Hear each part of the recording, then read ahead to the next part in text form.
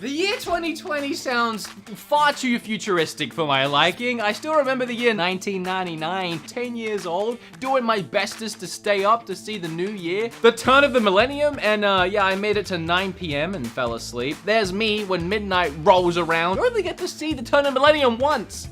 Well, until the year 3000, but I don't think I'm gonna make it to then. Anyway, on a more positive note, the future is here. We're going into 2020, and it doesn't have to be quite as terrifying as it seems, because it's a whole nother year of video game releases, specifically so on the Nintendo Switch.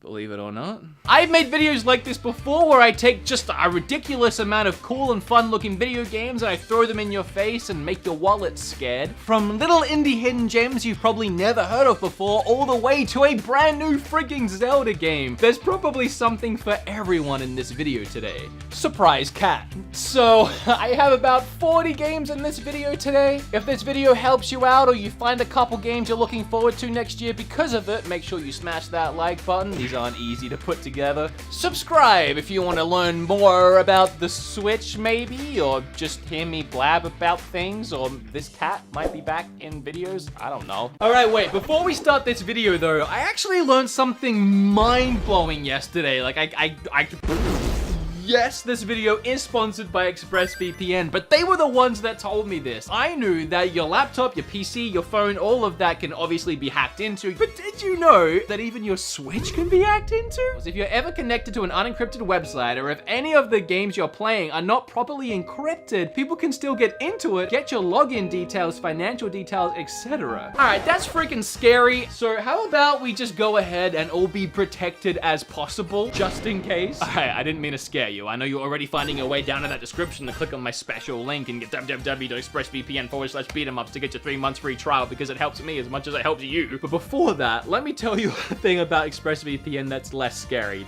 Like being able to watch what you want, when you want, where you want. You get the point. When I was in Japan, me and Kim, we signed into ExpressVPN and watched a bunch of shows from back home. We couldn't get there. And if you're in like Australia, do you know that Netflix in the US has Grey's Anatomy and The Walking Dead? You can't watch any of that on Netflix in Australia unless you bring up your little ExpressVPN, you hit the on button in United States or wherever, and now all of a sudden you refresh your page and bada bing, bada boom, you got yourself some shows, baby! ExpressVPN, again, the #1 trusted VPN, is definitely the way to go. Thanks so much ExpressVPN for sponsoring this video and scaring me into never playing my Switch on a public Wi-Fi ever again. Alright, in no particular order, first up we have Gods and Monsters. I guess that after creating Assassin's Creed Odyssey, the team behind the game weren't ready to leave ancient Greece behind them, and they set out to create a brand new storybook adventure about a forgotten hero on a quest to save the Greek gods. In Gods and Monsters, you'll find tricky puzzles, mysterious dungeons, and many mythical beasts. This game looks gorgeous, and I'm ready for it. It's just around the corner at this point.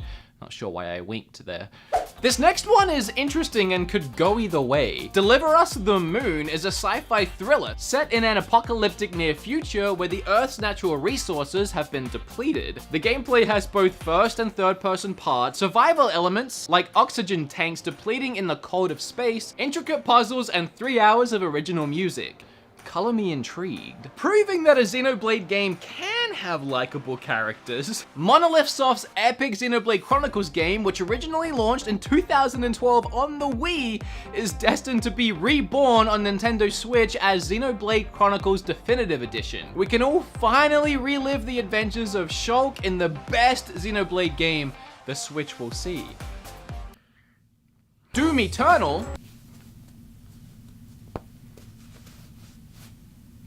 Hey, what do you want me to say? It's the new Doom. You know, the last one that was really good? Yeah, the sequel. Other than that, buy Doom Eternal. You know it's gonna be good. I actually haven't played Outer Worlds yet as much as I want to, because surprising everyone, the publisher announced a port to Switch before the end of 2020's fiscal year, which means like soon. Before the end of March anyway, so I decided to wait rather than have to play it twice. The game is made by Obsidian Entertainment, the company behind Fallout New Vegas. And that's the Fallout game that many Fallout fans consider the last great Fallout game. Well, at least until now, because Outer Worlds is like Fallout and it's supposed to be better than all the recent Fallouts, especially Fallout 76. Now, I can't lie, I've never seen or read anything to do with Fairy Tail. The only thing I know about it is I think that's where that sound effect comes from, right? The one every YouTuber uses, including myself, the...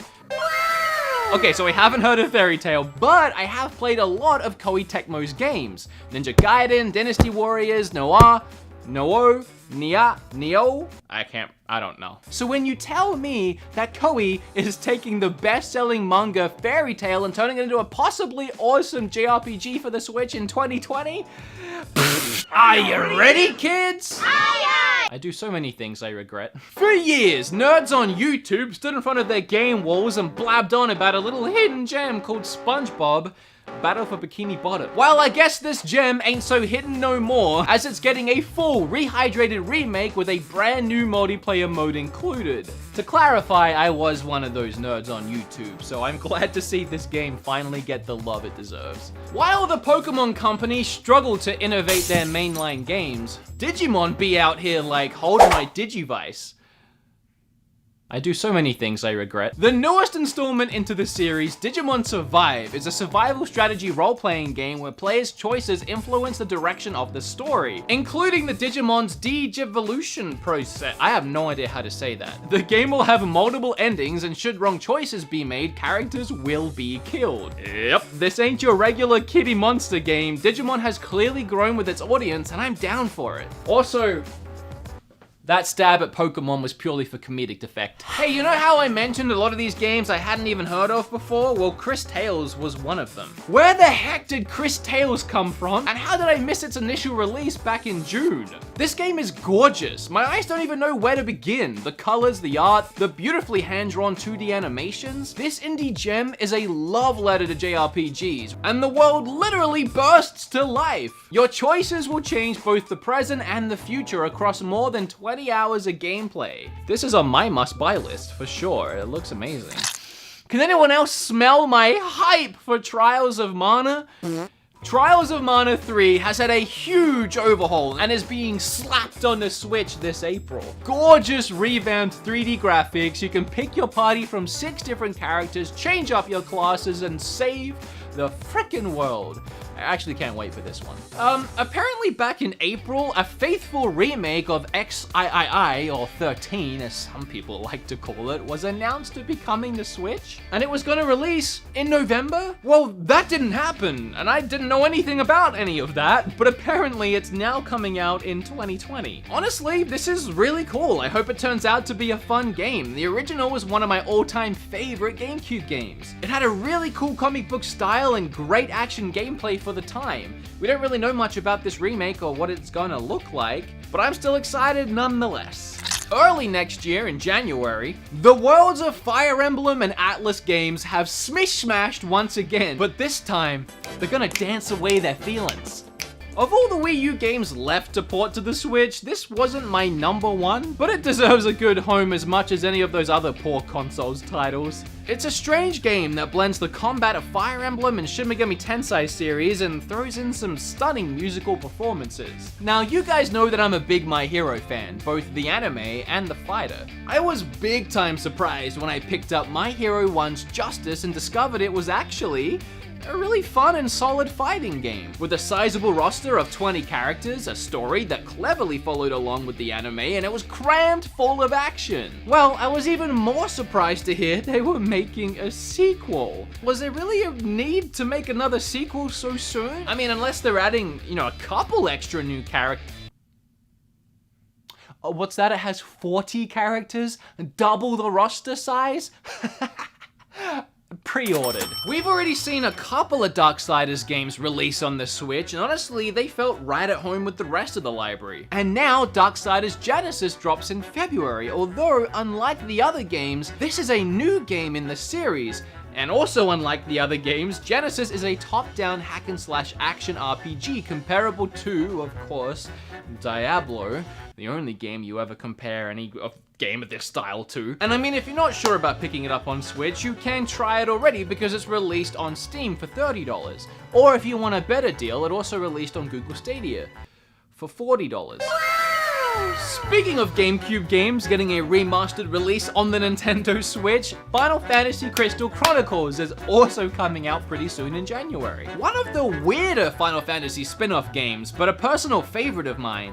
This new version will come with updated graphics and sounds, new character voiceovers, and a new online multiplayer mode. The first time I ever heard of or saw Snack World was when I was in Japan. This new release has gold in the title, which means it includes both expansion packs and all other downloadable content from the Japanese release. It should be a fun little title. Animal Crossing, do I have to? Can we just move? Can you save me some time and allow me to move on swiftly here? What? Look, okay, it's Animal Crossing. We've all waited too dang long for this game to come out. It finally is coming out, and I'm ready to dive into my first real Animal Crossing game experience. I don't really know what I'm in for, but I can tell you that Tom Nook ain't gonna know what hit him.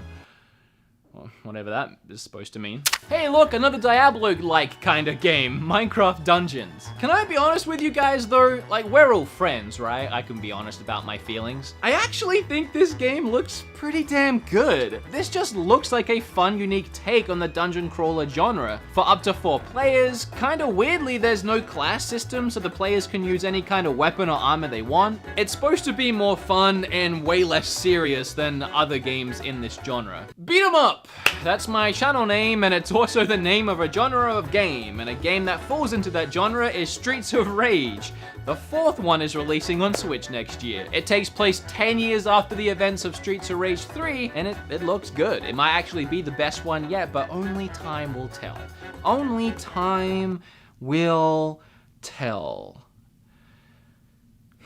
Rumors of Persona 5 finding its way to Switch ran rampant early this year, and I'm happy to confirm that it's not happening. We went through a lot of ups and downs, like Joker being released in Smash Brothers. It all ended up being Persona Scramble.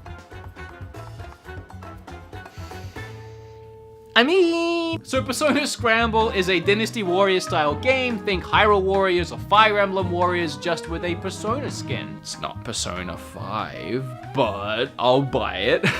Rogue Company is a multiplayer shooter coming to all major platforms, including Switch of course. It features cross-play and is developed by Hi-Rez Studios. It kinda looks like a mix between Fortnite and Call of Duty, maybe?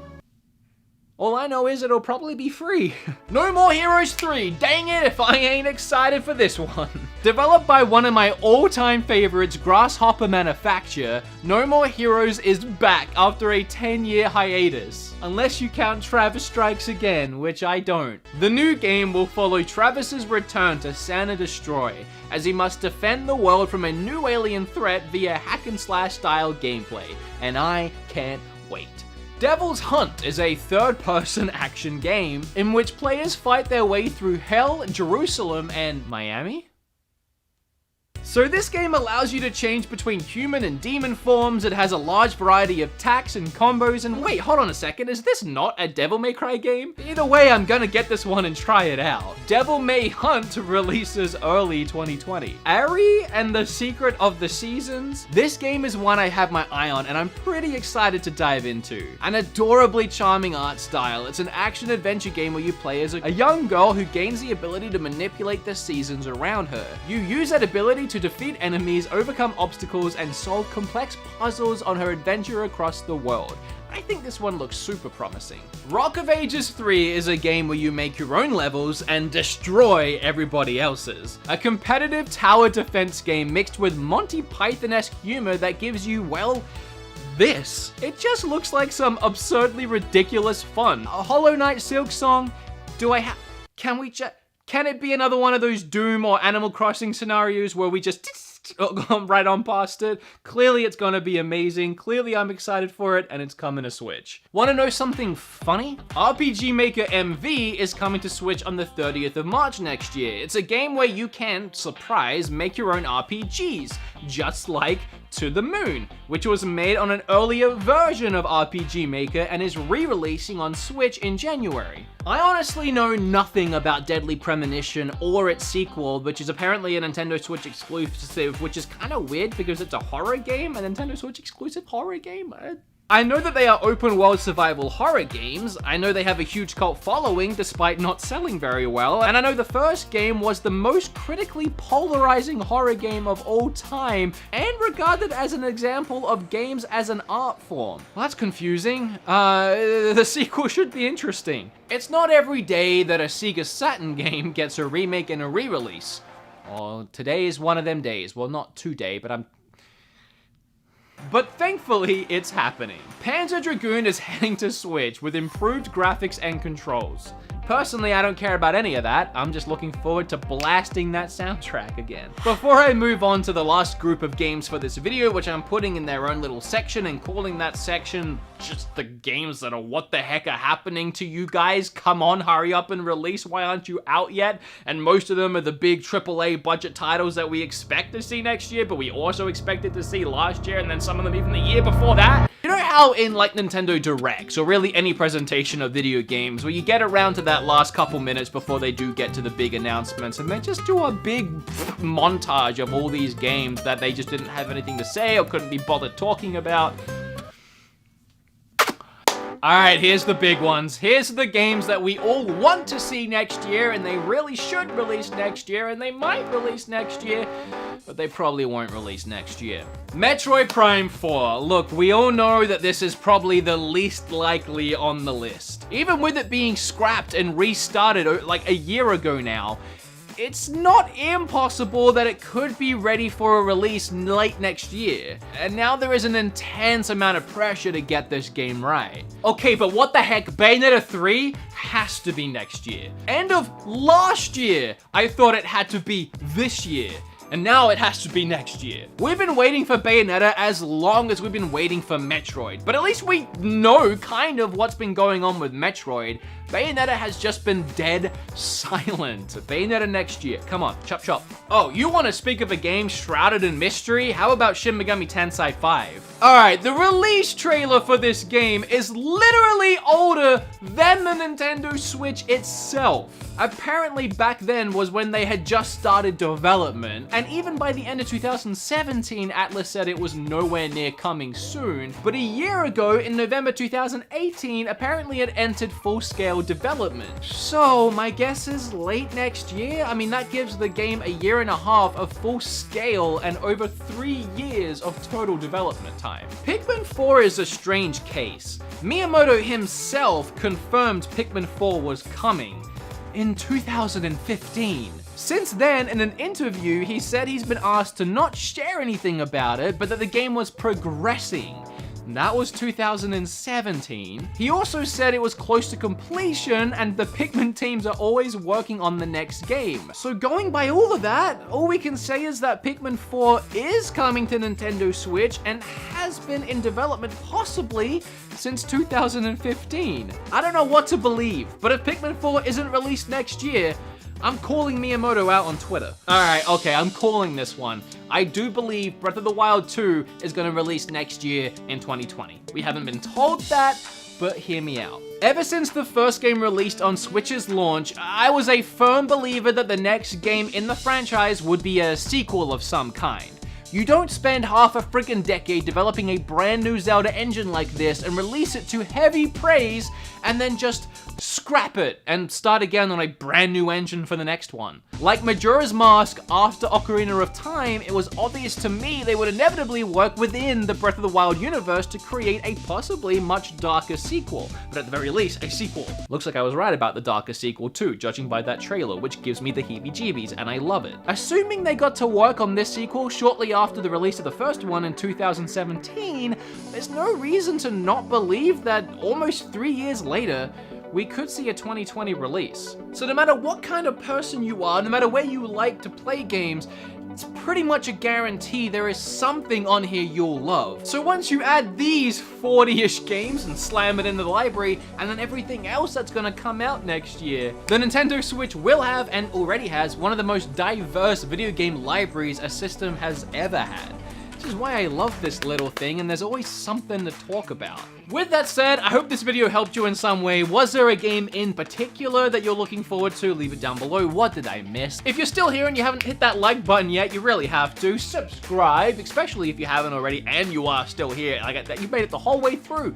You might even click on one of these end cards. You might even click that link down below before you leave and check out today's video sponsor who helped make this video possible. That would be awesome. Okay, well, I'm done now. Bye.